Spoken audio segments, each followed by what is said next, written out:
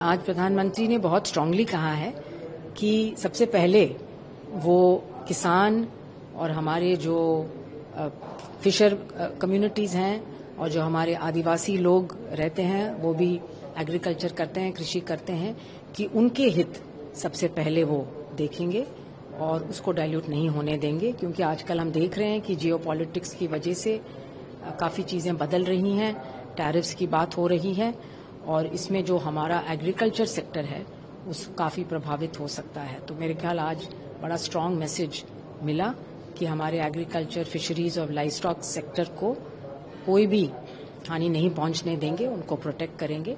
और ये मेरे ख्याल से ठीक समय है जहां पे हमारे देश के वैज्ञानिक बैठें अलॉन्ग विथ फार्मर्स, किसानों के साथ बैठें, बाकी स्टेक होल्डर्स के साथ बैठें और ऐसी पॉलिसीज बनाएं जो हमें मजबूत रखे आगे। मैम, एक फार्मर सेक्टर को लेकर भी कहा गया है कि 250% भी चार्जेस जो है ट्रैफिक आने वाले टाइम में टैरिफ जो है चार्ज किया जा सकता है, 25% पहले से ही है। इस तरह में जो सिचुएशन है, how do you see this for farmer sector? तो इस पे कमेंट करना बड़ा मुश्किल है क्योंकि दिन पर दिन ये बदलता रहता है, तो इसमें कोई अभी पूरी तरह से मेरे ख्याल से क्लैरिटी नहीं है। पर संदेश जरूर ये है कि हमें आत्मनिर्भर होना होगा हर तरीके में। हम अभी फूड ग्रेन्स में तो बिल्कुल आत्मनिर्भर हैं ही, परंतु कई चीज़ अभी भी हम बाहर से ज़रूरत पड़ती है मंगवाने की। तो अब जो आगे जाके वैज्ञानिक जिस क्वेश्चंस पे काम करेंगे और किस तरह के वो चैलेंजेस उनको, ये अब बहुत क्लियर हो गया है कि हमें हर चीज़ में सेल्फ सफिशिएंसी लानी पड़ेगी। और अगर agriculture, horticulture, fisheries, live stock sector में कोई कमियां हमें अगर अभी दिख रही हैं तो ये ठीक टाइम है उसके ऊपर जोर देने की। जो हमारे आदरणीय प्रधानमंत्री जी ने जो मैसेज दिया है वो मैसेज को हम वेलकम करते हैं और हम पूरी तरीके से तैयार, हम कहते हैं एज साइंटिस्ट कि हमारे यहाँ सब इंडिजिनस नॉलेज और हमारा जो टैलेंट है भारतवर्ष में वो पूरा दुनिया में मशहूर है। तो हमें अपने हिसाब से अपनी जो जरूरतों को पूरा करने के लिए, अपने किसानों के लिए जो भी हमें करना है, जो नई किस्में बनानी है, जो उनको फार्मर्स के लिए टेक्नोलॉजी देनी है, वो हम सक्षम हैं अपने भारतवर्ष की इस धरती पर सब कुछ करने के लिए। और मुझे लगता है कि उन्होंने जो मैसेज दिया है वो बहुत स्ट्रांग मैसेज, सिर्फ एक जनरल मैसेज नहीं मैं कहूंगा, ये हम सब साइंटिस्ट लोगों के लिए भी एक बहुत बड़ा मैसेज है।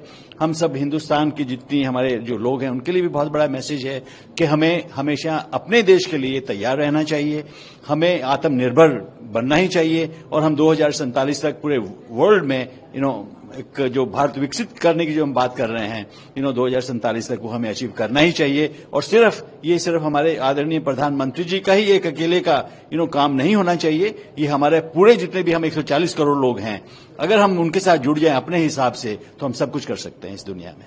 मेरा कहना यह है कि चूंकि हम जानते हैं कि जो इंडिया है, भारत है, ये कृषि प्रधान देश है और यहाँ पर जब हम बात करते हैं तो एग्रीकल्चर हमारे लिए सिर्फ बिजनेस नहीं है, यहाँ पर ये फार्मर्स के लिए लाइवलीहुड है। जो ट्रेड डील्स होती हैं, in my opinion they should be that win win situation for both countries. So I can understand in the current scenario what our prime minister Modi साहब has said. I think this is in the interest of the farmers, because if we will go to this large percentage of tariff, that will be really very difficult situation, क्योंकि इससे हमारे यहाँ की जो कृषि है, कृषि पर बहुत प्रभाव पड़ेगा। और हमारे जो स्पेशली जब भारत में स्मॉल होल्डर फार्मर्स एग्रीकल्चर करते हैं, unlike in western world where we are having the agriculture is dominated by that big industry और सो। तो उस संदर्भ में मैं ये कहूंगा कि प्रधानमंत्री जी का जो स्टेटमेंट था बहुत ही स्वागत है, सराहनीय है और इसके लिए in my opinion, India will come out from this situation. I'm very hopeful that now this next date, they are saying that 21 days हैं negotiate करने के लिए. I'm very hopeful that in next 21 days, India and the United States will come out with some win-win situation, जिससे कि long term में India के लिए, हमारे small holder farmers के लिए, उनके लिए win-win situation रहा, ये मेरा कहना है. So that's what I would like to say.